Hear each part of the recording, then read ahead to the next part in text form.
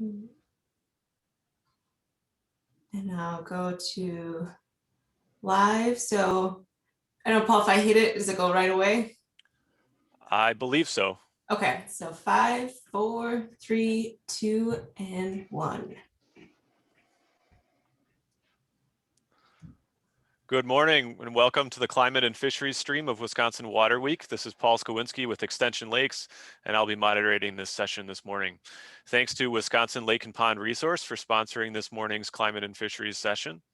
Please remember to post your questions into the Q&A window within the conference platform, not in the chat box. The presenters and moderator cannot see the chat messages. To the right of the presentation screen that you're watching right now, you should see a window with chat, polls, and Q&A tabs at the top. Click on the Q&A tab and you can ask your own question or add your vote to a question that has already been asked. Our first speaker this morning is Dr. Brian Maitland. Brian is an aquatic conservation ecologist with the UW Aquatic Sciences Center and Wisconsin DNR Bureau of Fisheries as the Wisconsin Water Resources Science Policy Fellow. He received his PhD from the University of Wyoming. Brian will be speaking on the Untangling the Effects of Hydrologic Change on Trout in Wisconsin Streams. Take it away, Brian. Well, thanks a lot, Paul. And hi, everyone. Really great to be with you all here today as we kick off Wisconsin Water Week 2021. And to start us off in this session, I'm excited to talk to you about the work my co-authors and I are doing on untangling the effects of hydrologic change on trout in Wisconsin streams. Now, before we get into it, let me briefly highlight that this work is just one part of a larger, highly collaborative collection of projects between the University of Wisconsin and agencies like the DNR that aim to tackle some of Wisconsin's most pressing water challenges. If you'd like to learn more about this work and the fellowships and UW agency partnerships that make this work possible, I encourage you to turn into our group plenary session on Wednesday at 11 a.m. Now, we're only a few months into the work that I'm going to present to you today, so today's talk is going to serve as a broad introduction to our work with a look into some preliminary long-term trout population data and a roadmap to how we'll achieve this goal of untangling the effects of hydrologic change on stream trout populations over the next year. Now, as our title implies, this project is all about streams and trout. And trout depend on cold water, which is dependent on substantial groundwater inputs, and a natural hydrologic regime that promotes egg survival and juvenile survival. And a combination of geology, current climatic conditions, and current groundwater levels interact to make Wisconsin streams very well suited for trout. And right now, in fact, Wisconsin boasts over 13,000 miles of cold water streams that support world-class fisheries for native brook trout and introduced brown trout. And indeed, as I'll show you shortly, Wisconsin trout streams and populations are currently in some of their best shapes in over a century. But compared to what they have evolved with and are currently adapted to, trout now live in a rapidly changing world. Climate warming and groundwater withdrawals for irrigation are major threats to Wisconsin trout because they affect the amount of water and temperature of water flowing through streams. And that's really what I want to talk to you about today, is what's going on with trout populations now, how we can understand and untangle how these hydrologic threats will influence trout populations in the future, and what we can do about it. But first, I want to talk a little bit more about climate change and groundwater. So a wealth of temperature data provides evidence that on average, Wisconsin is getting warmer, about 1 to 3 degrees warmer Fahrenheit since the 1950s. And what's more is air temperatures are projected to warm by an additional 5 to 7 degrees by 2055. So a lot more hot days. And hot temperatures are generally bad for trout. Matt Mitro, John Lyons, and colleagues provided strong evidence to this point when they projected a decline of 68% in stream habitat for brook trout and a decline of 32% in stream habitat for brown trout in Wisconsin by mid-century based on warming water temperatures. Now, Wisconsin has warmed a good deal in recent decades, but I also mentioned at the start of this talk that trout populations are currently doing very well in the state. So how can we reconcile this? Well, stream warming can be buffered by high groundwater input, and trout populations in Wisconsin are currently thriving despite warming conditions due to high groundwater levels that are at an all-time high because of recent increases in precipitation. So on the left here, we can see that since 1950, Wisconsin's annual precipitation has increased by about 15% or 4.5 inches.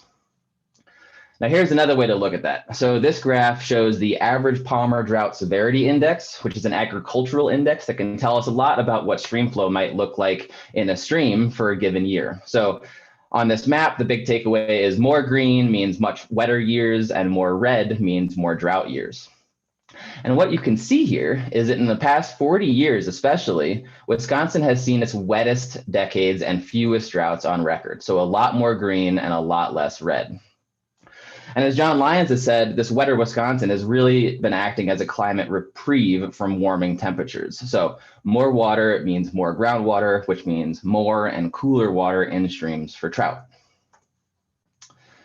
But a wetter Wisconsin also means more extreme precipitation events, which in turn cause floods. So this figure shows that numerous communities have experienced 100-year or greater rainfall events over the last decade. And now, while extremely detrimental to human communities, floods can, depending on their timing and intensity, threaten the survival of trout and potentially lead to declining populations. So, for example, winter floods can be especially damaging as they often affect the eggs of autumn spawning trout like brook trout and brown trout that are incubating under the gravel and cobble substrates. Now, in contrast, a summer flood may not be as damaging to trout because spawning activity is negligible and young of the year fish are generally larger and less susceptible to displacement and direct mortality. But then again, as you can see in this photo on the right, depending on the scale and severity of a summer flood, they can also wipe out summer populations, summer young of the year classes, resulting in recruitment failures in subsequent years. Now, simultaneously with climate change, we have a land and water use issue. So as land use changes, human water use and demand are increasing, particularly with respect to the irrigation of agricultural lands with high capacity wells that pump thousands of gallons of water from the ground during growing seasons. Now, these wells thus have the potential to affect groundwater levels, which in turn can decrease groundwater input into nearby streams, resulting in higher temperatures, lower flows, and sometimes even dry streams. And I don't need to tell you what a dry stream means for fish. Now, this is important and a timely issue because the amount of these wells on the landscape has increased dramatically over the decades. So then, with climate forcing hydrologic change from above and groundwater pumping forcing hydrologic change from below, how can we untangle the effects of hydrologic change on trout populations so that we can leverage that information to better manage them in the future? Well, first, we can inventory statewide data on trout population abundances to explore some temporal and regional trends in that data that may be attributable to climate or groundwater effects. Then we can use statistical models to quantify those effects of precipitation, stream flow, water temperature, air temperature, all while accounting for the effects of groundwater withdrawals on trout population trends. And then third, we can actually apply those models then to future weather and stream depletion scenarios that predict their effects on different trout populations across the state. Now, in the end, the goal is to bring all of these three components together into a single decision support tool that will allow for simulations of the effects of wells and precipitation or floods that will guide fishery and water use management in streams across the region. And now this is where we're headed over the next year or so, but we've only been at this for a few months, so today I will be introducing you to the trout population data and provide some insight into current population trends. And then I will introduce the modeling framework for untangling these effects on trout populations and how it can be used to predict future population responses to floods or groundwater depletion. So first, a little more background on the statewide standardized trout survey data that we'll be talking about. Now, the DNR Fisheries Management Branch has long been doing standardized trout surveys for decades. Now, these are done on streams across the state and are done to help managers track populations over time. And there are two main gear types that we use to sample trout, and their use depends on what kind of stream is being surveyed. So on the smaller tributary streams, backpack electrofishers are used, like the one on the left here in the red box. And then on larger streams that have much more area and habitat to sample, stream or barge shockers like the one in the blue box here on the left are used. So something to keep in mind as we go through this trout data, as we'll break our data up into these two different groups. So the data set on trout population spans about 26 years from 1994 to 2020. And from this data, spanning about 5,000 sites across the state and about 1,700 streams, we can calculate a catch per unit effort, or trout per mile of electrofishing, for young of year, so the young fish in the stream, and the age 1+ fish, or the adults and subadults. And so when we do this, we get about 29,000 catch per unit effort estimates that we can use to explore some statewide and regional trout trends in the state. And to show you these trends, we're going to use the same figure layout moving forward. So we're going to have year along the X, and we're going to have trout per mile or catch per effort along the Y. And now you'll remember, as I just said, we have two different gear types that we're going to use for our trout surveys. So we're going to go ahead and break down these trends by gear type. So we'll use red for backpack shockers and blue for the stream shockers, tributary and the larger streams, remember. And now, as I said, we also can break this down into young of year and adult fish. So we're going to break down these trends into these darker red and blue lines for the adults and the lighter red and blue lines for the young of year. And here are the data for brook trout across the state, which we're now going to ease into together. So early in this time series, brook trout densities show pretty high variability with a series of peaks and declines from 94 to about 2004. And then adult densities in the larger streams, so the dark blue line, they increase and hold about 400 fish per mile. And then finally, there's a bit of a large decline and subsequent increase from 2012 to 2016 for all years and size classes, but especially for those adults in the stream, in the larger streams, that blue line, before leveling off into current day. So the first real takeaway here is that on average in Wisconsin, brook trout adult densities have really fluctuated between about 200 and 400 fish per mile. And overall, we see a general trend of stable population sizes over time. So now let's shift over to the brown trout statewide trends, summarize statewide trends. And the first thing to quickly note here is that we have a much larger y-axis now than we did with the brook trout. And in contrast to those brook trout, densities of adult brown trout, while also displaying a series of population declines and recovery, have generally increased over this 26-year period, particularly with respect to data from those stream shocker surveys, those bigger streams. And that's the first takeaway here from the brown trout data, general increase over this 26-year period. But the broken down data also tells a really neat story about how these different gear types can capture different trends and how they can really complement each other. And to show you that, we're going to focus in here on the 1997 to 2002 period.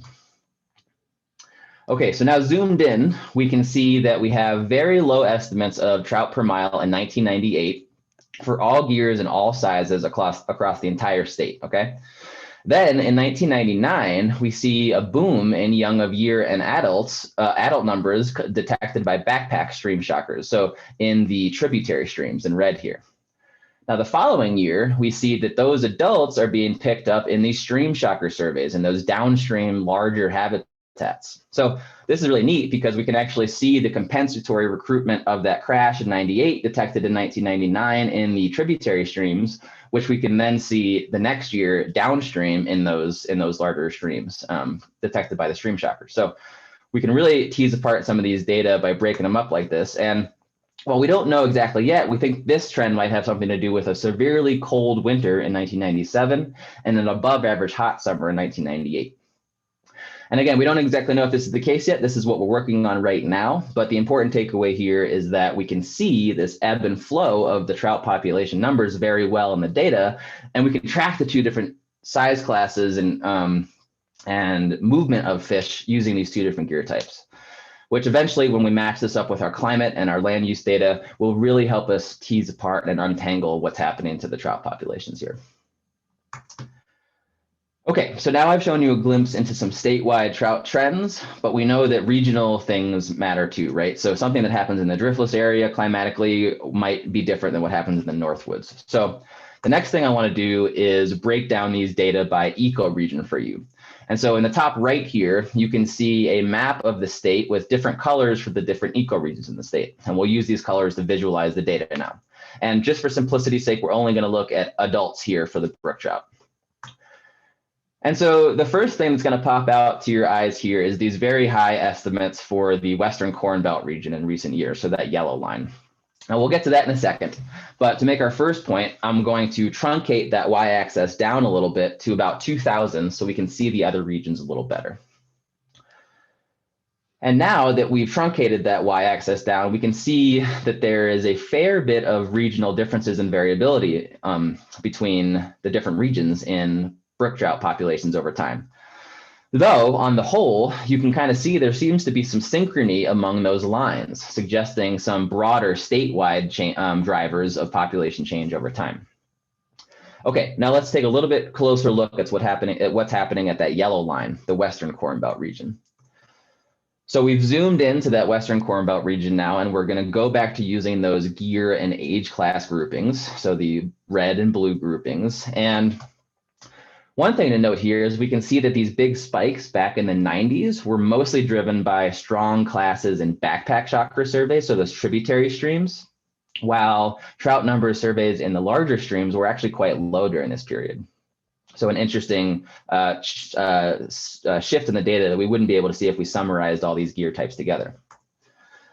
And then conversely, the spikes in 2012 and 2016 were due to banner years for trout across those stream sizes in the tributaries and the bigger streams being picked up by both those gear types. So another great example of how breaking down these data into these gear and age groupings can really reveal a lot more information than if we had just summarized all this data together. And now, for the sake of time, I'm going to shift over to regional adult brown trout trends here. So again, we'll use those different colors to visualize the trends for the different regions. And as you can see with the brookies, the first thing that pop out to you here is that yellow line, the high numbers for the Western Corn Belt plains. Now, for the sake of time, I'm not going to go into that today for the brown trout. I want to show you a look at the driftless region today. So we're going to zoom into the driftless region here.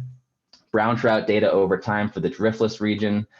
And really the one takeaway you can have from this is that following some dynamic years in the 90s, brown trout population numbers really have steadily increased in this region, with estimates of adults from stream shockers near 600 fish per mile, and in those tributary streams near 300 fish per mile.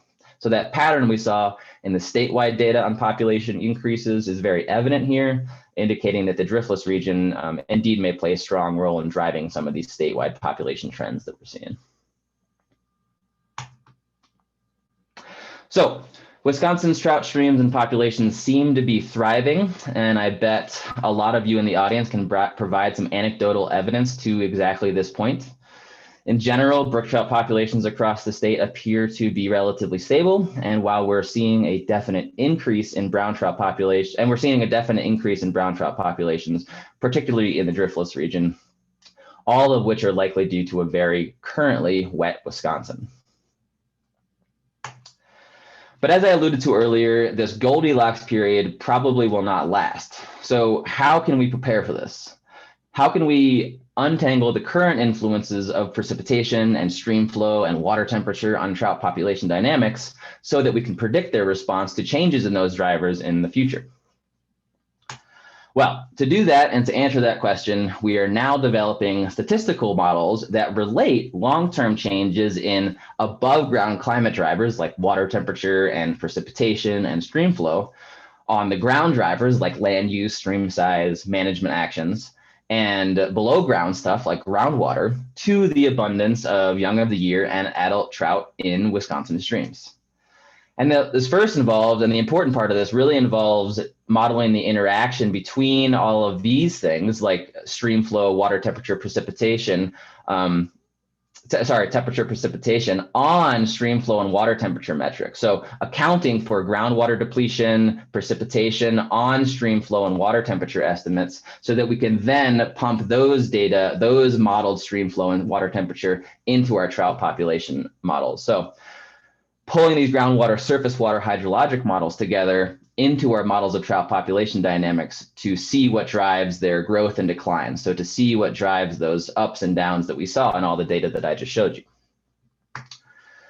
And like I said before, we really want to bring these analyses eventually together into a single decision support tool, much like Paul will describe to you in the next talk, that will allow for simulations on future precipitation and groundwater depletion scenarios to then guide fishery and water use management in the region. And this is really where we're headed in the next few months. Now, I want to leave you all with some conclusions and solutions before I leave you. And the first is that climate warming will inevitably increase stream temperature. So we really must mitigate CO2 and greenhouse gas emissions first and foremost if trout are going to persist in Wisconsin. That's just the bottom line. But while communities and governments are working on that global challenge, we can do a lot of things to adapt for trout and provide short-term stopgap measures to keep waters from warming. And a watershed approach is really what is required to make those stopgap measures be effective, using all the adaptations we can in a very holistic way. So one thing we can do is manage high cap wells to maintain groundwater levels. And one way we can do that is just by using the models that we will be developing to understand the influence of groundwater depletion on trout streams. We can use that to help make decisions on where we will permit high capacity wells to pump water in the future. We can increase shading. This is something that has been already done in the state and something that we can do more of to really reduce some of that thermal energy hitting some of our stream channels. Some other important things we can do include ensuring that we have lots of permeable surfaces on the land, so naturally grass and wetland areas, and also reducing impervious surfaces wherever we can. And then finally, I'll leave you with the idea of brook trout reserves as a climate adaptation strategy. And actually in the next talk, Paul Cunningham will walk you through how fisheries management can actually use big data sets and climate modeling tools like I've just shown you to prioritize the designation of reserves where brook trout will have the best chances of enduring climate change in the future.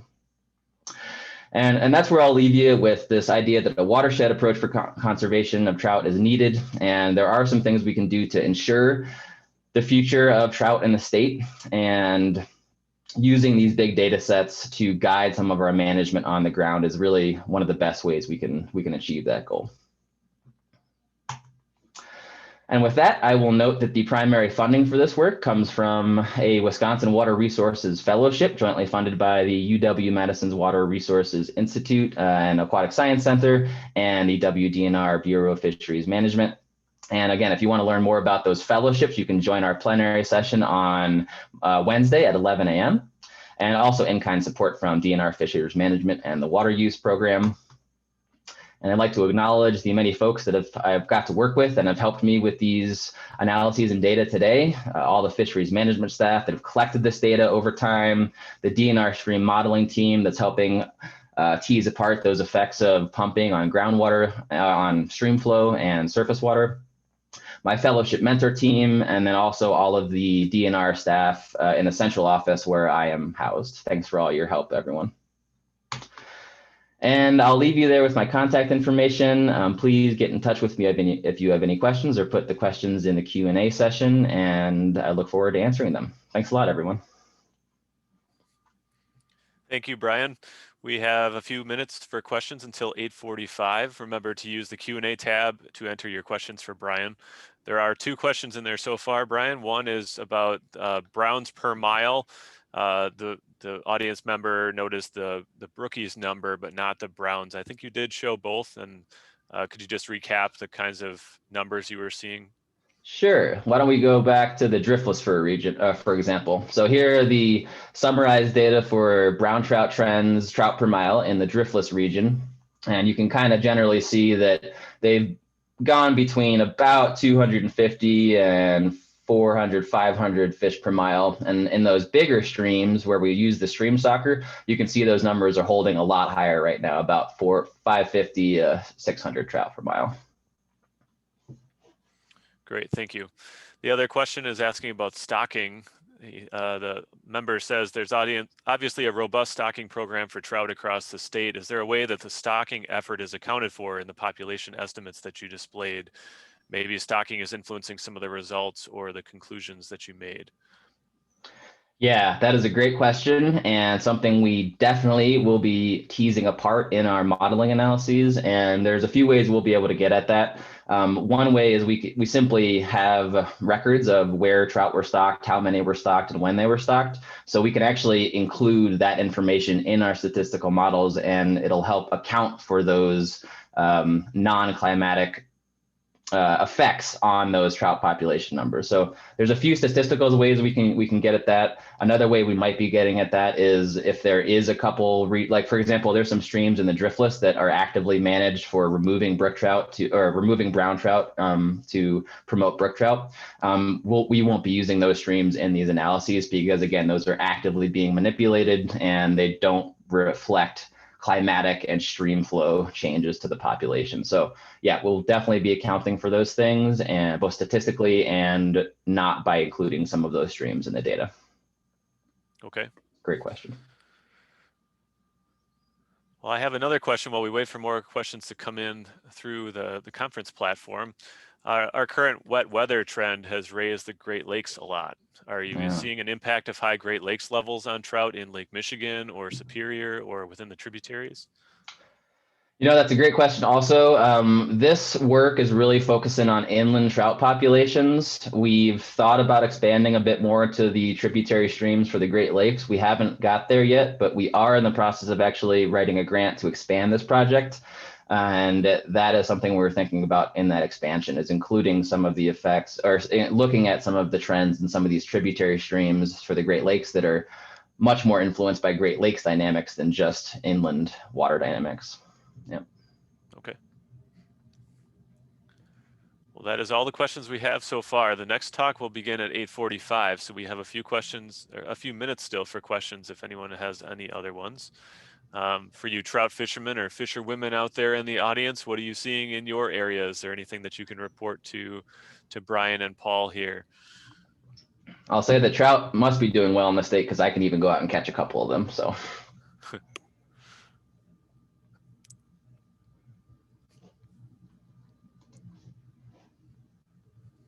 I'm hoping to target a few browns myself along the Lake Michigan shore this coming weekend. Oh yeah. Hopefully the weather will be nice for that. Yeah, it seems like the streams are in good shape right now. It's still getting really cold at night, but you have warm days, so your fingers don't get frozen, and there's not a lot of runoff right now. It's a good time to get out and get in a stream right now for sure.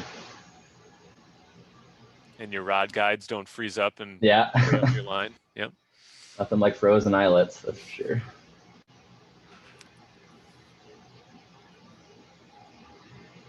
Well, we'll just hang in here for a couple of minutes until 8:45 and get Paul started at the scheduled time.